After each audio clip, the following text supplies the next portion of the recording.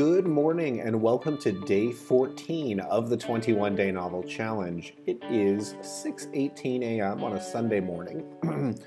I've just come out to the office to get prepared to work for today. Be candid, I'm exhausted. So I am 2 weeks into this challenge. You've seen the videos leading up to this point, so you know the work is getting done. But I feel like kind of a cumulative drag. Normally what I would be doing by this point is taking a day off. So I would get to a Sunday and I just wouldn't do anything work related. Maybe I'd watch a bunch of movies, binge, some Netflix, or read a book, go for a long hike, do things that would recharge the creative well. I don't think that under normal circumstances it makes sense to work 7 days a week, every week, because creatively you burn out. You definitely burn out. And so I've sort of reached that stage after 2 weeks. Now the good news is the novel's done, the first draft, and now I'm just doing the read-through. So I need less creative today and more analytical because I'm looking for the flaws in the plot. So that kind of works. And I can sustain this for one more week. But I just wanted to point out that, yeah, there definitely is a cost to this. So to anybody who's been watching these videos and thinking, man, he's the Energizer Bunny, he keeps going. Nah, today is the day where I'm like, man, I don't want to do this. But I'm doing it anyway, because that's how things get done. It requires that discipline for us to do kind of really big things. I committed to this 21-day challenge, so I'm going to make it happen. Anyway, this video today is going to answer several questions. So the next two segments, the first one is going to be answering some questions I've received via email. And the second part after that is going to examine the anatomy of this edit. So when I say one pass edit, what do I mean exactly? I'm going to walk you through those phases. Okay, so let's do a little Q&A. So these are questions that I've received multiple times. I picked ones that more than one person has asked. The first question, you write in the mornings for about 2 hours. After you are done, do you continue to work on the book in other ways, such as compiling notes for the editing stages, etc.? Yes, absolutely. So what I do is I crank out the hardest work I have to do in the morning, which is either the heavy lifting of editing, so I'm doing some serious rewrites, or I'm writing the rough draft. That stuff gets done early. And then off and on for the rest of the day, I'll be tinkering. So I'll do it when inspiration strikes, a 10-minute window here, a 5-minute window there, where I'll think of an idea, I'll open up the Scrivener document, and I'll just jot down some notes. Oftentimes, it'll happen while I'm watching something. So maybe I'm watching a documentary on ancient Nubia, and an idea will come to me that I think is relevant to the plot, and so I'll jot that down. So I'm kind of always in that fertile mode where I'm trying to enrich my creative side by watching great stories in the form of movies or reading books, always trying to learn new topics, and then just whenever I find something I can take away, I drop that into the project. So that happens throughout the day. Let's see, do you work on more than one project at a time, such as writing this one for a couple hours each day while outlining another project? Yes. I almost always am working on 2 projects at the same time. In this instance, I'm working on Destroyer, so that's where the actual writing is happening, and I'm always plotting at least one more project. So right now I am plotting The Great Pack, which is book 4 in my Deathless series, and I am also plotting out Launch to Market, which will be documenting the marketing that I'm doing for the launch of Destroyer. So I've got kind of 3 projects going on right now. 4 if you count the fact that I'm starting to germinate ideas for book 2, Void Wraith, in this series. So always writing one primary project and trying to outline the next one so that when I finish the writing on project A, I can move seamlessly into B, and I always kind of have one project in the hopper that's just waiting for me to pick it up and start writing it. Okay, next question. Can I paint a bigger picture of my typical writing day? Yes. So my day goes something like this. I wake up at 5 a.m. I go to the gym, and this is the me time. So as I'm lifting these weights, which is an important part of my day, I'm thinking. I'm thinking about what I want to write. I'm thinking about what it'll look like when the book is finished and it gets out there. I'm envisioning selling tens of thousands of copies, sort of psyching myself up to get ready for that writing day. When I get home, I spend 2 to 3 hours writing, and by about 11 a.m., I'm done. So I've done the words that I need to get out for that day, and I'm ready to sort of work on all the ancillary tasks that you don't really think of. I have to return 100 to 150 emails a day. I have software that I'll sometimes working on. I'll be tinkering on my app. I have to deal with taxes and incorporation and finding insurance and all the little things that you do that are business related.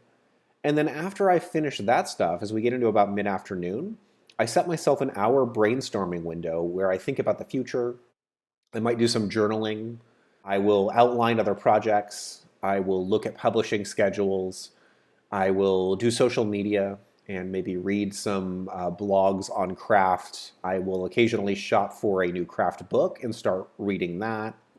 And then late afternoon, once I've done that stuff, I'll head into the house. I will sit down with Lisa and Mary and we'll watch TV for a few hours.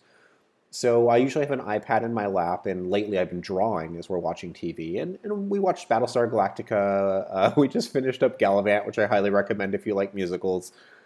Because these shows, seeing great storytelling is subconsciously sort of watering that creative well so that you have more of your own energy. And then I rinse and repeat the next day.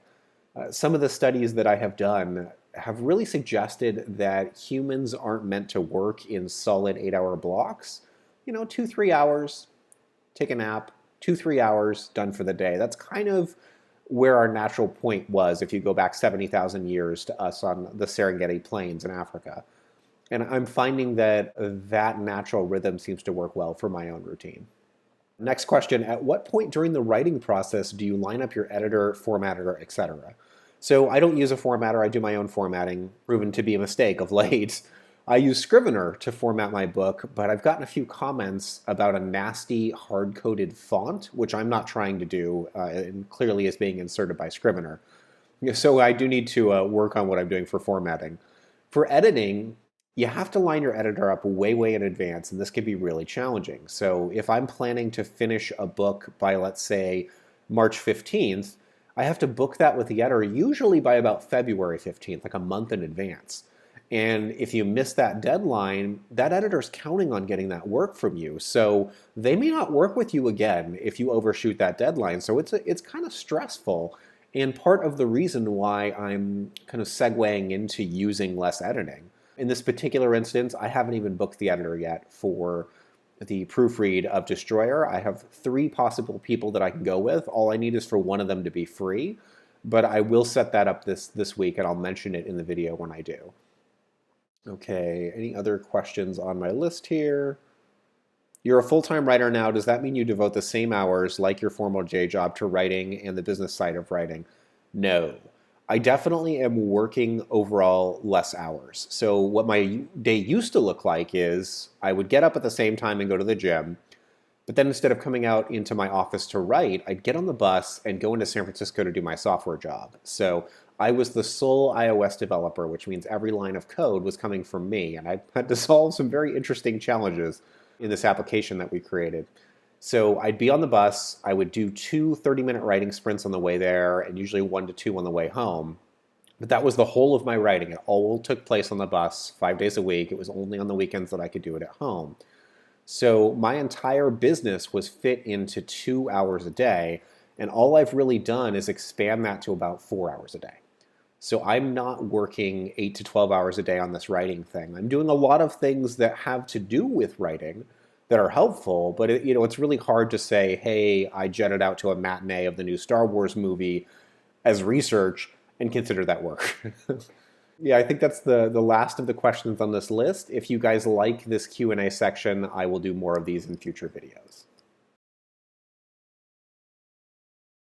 Okay, so let's walk briefly through the anatomy of an edit. So what am I doing in the next week to edit this book? And I'm just going to give you a high-level overview. You'll see these in much more detail as we go through the process. So it starts with the read-through, which is what I'm doing right now. I make notes about names, things that need to change or be researched. I make notes about sections to expand or change. So maybe how someone behaves in a chapter is not correct, so that's going to be modified, and I'll just put down a quick note about that. I will flag research topics, things that I didn't do a very good job with that I should look into before releasing a book. It's not really the point, but I will fix typos as I go. And then I'll identify areas that need additional explanation. So quite a few of my chapters are very skeletal and need a lot more description added. This is where this is going to happen. Then I'll go through a descaffolding phase. So this happens after the read through is complete. I've read the whole novel and I'm now looking at the entire plot. And the idea here is, what can I remove before I start the rewrite? Because the more of this stuff I can get rid of, the better. So create names and drop them in. All that stuff will get taken care of ahead of time so I don't get slowed down when I'm doing the rewrite. And then I'll process any other note that I can. So as I'm going through the editing, you're going to see me do this, and I'll flag it for your attention. Hey, listen, I'm getting rid of this note. But the idea is to cut down on notes so that only notes that are relevant to the rewrite are still there.